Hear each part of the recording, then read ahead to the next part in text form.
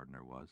He'd trotted alongside Rowdy's horse for the first few miles out of Haven, but then he'd gotten footsore and come the rest of the way in the saddle. As they traveled north, the weather got colder, and they'd shared Rowdy's dusty old canvas coat. Remembering the looks they'd gotten from the townsfolk, him and partner, riding into town barely an hour before, Rowdy smiled. Even with a new and modern century underway, the Arizona Territory was still wild and woolly, and odd sights were plentiful. He wouldn't have thought a man and a dog on the back of the same horse would attract so much notice. "You run along and see to those steaks," Rowdy told Jolene.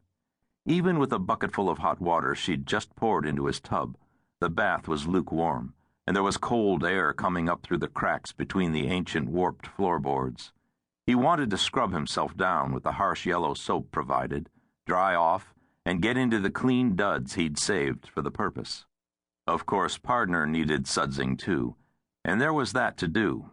Rowdy didn't reckon even Jolene's services extended quite that far. Jolene hadn't had her fill of visiting, that much was clear by her disgruntled aspect. But she lit out for the kitchen just the same. Rowdy finished his bath, dressed himself, laundered partner as best he could. He was toweling the poor critter off with a burlap feed sack when he heard the sound of spurs chinking just outside the door. Rowdy didn't hold with the use of spurs, branding irons, or barbed wire. Whenever he encountered any one of those three things, he bristled on the inside. Out of habit, he touched the handle of his .44 just to make sure it was on his left hip where it ought to be. Partner bared his teeth and snarled when two drifters strolled in. "Easy," Rowdy told the animal, rising from a crouch to stand facing the strangers. One was short and the other tall. Both were in sore need of a bath, not to mention the services of a dentist. The short one looked partner over, scowling, his right hand eased toward the .45 in his holster. Rowdy's own .44 was in his hand so fast he might have willed it there instead of drawing. "I wouldn't," he said affably. "It's a hell of a thing when a man's expected to bathe himself in a dog's water," the taller one observed. He had a long, narrow face full of sorrow and thin brown hair that clung to the shape of his head, as if afraid of blowing away in a high wind. "For an extra nickel," Rowdy said, "you can have your own." The short man took a step toward Rowdy, and it was the tall one who reached out an arm and stopped him.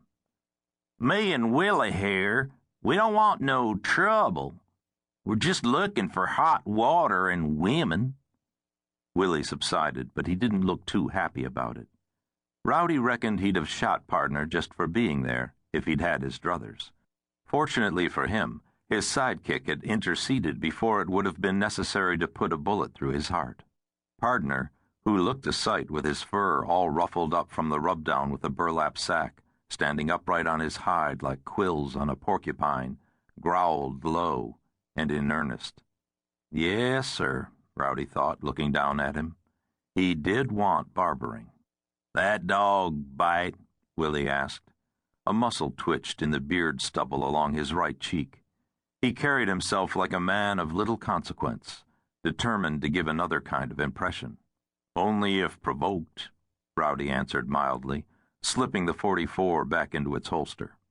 He was hungry, but he tarried, for it was his habit to take careful note of everyone he encountered, be they friend or foe. Pappy had taught him that, and it had proved a useful skill. Just then, Jolene trundled in, with the littlest Chinaman Rowdy had ever seen trotting behind her. The sight put him in mind of a loaded barge cutting through the muddy Mississippi, with a rowboat bobbing in its wake. 10 cents if you want clean water, Jolene told the new arrivals, clearly relishing the prospect of ready commerce. A nickel if you don't mind second-hand. Willie and the sidekick didn't look as though they were in a position to be too picky. "A dime for a tub of hot water?" Willie demanded, aggrieved. "It's plain robbery." The tall man took a tobacco sack from the inside pocket of his coat and dumped a pile of change into a palm. After counting out the coins carefully, he handed them over to Jolene. "We'll have the best of your services," he said formally. The Chinaman, strong for his size, nodded at a go-ahead from Jolene.